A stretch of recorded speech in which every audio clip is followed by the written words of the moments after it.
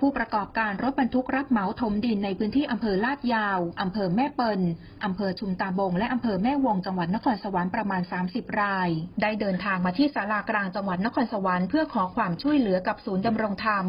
กรณีถูกบริษัทผู้รับเหมารายใหญ่ที่ได้รับการว่าจ้างเข้าไปดำเนินงานก่อสร้างโครงการของสำนักงานก่อสร้างชลประทานขนาดกลางที่3นครสวรรค์และค้างชำระเงินค่าเช่าเครื่องจักรโดยกลุ่มผู้ร้องอ้างว่าบริษัทรับเหมาดังกล่าวยังไม่มีการจ่ายเงินค่าเช่าเครื่องจักรให้กับผู้ประกอบการทั้งรายย่อยและรายใหญ่จำนวน80 รายรวมเป็นเงินมากกว่า25 ล้านบาทและที่ผ่านมาได้รวมตัวกันไปทวงถามเงินค่าเช่าเครื่องจักรมาแล้วหลายครั้งแต่ถูกบ่ายเบี่ยงมาโดยตลอด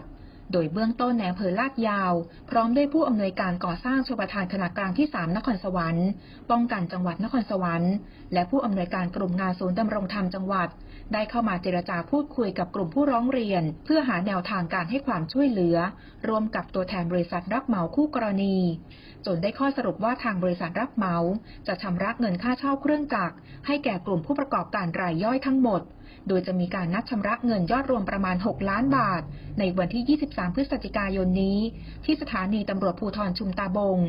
ส่วนผู้ประกอบการรายใหญ่ทางบริษัทคู่กรณีจะมีการนัดหมายเจรจาเรื่องการชำระเงินต่อไปภัคพล ครองศิลป์รายงาน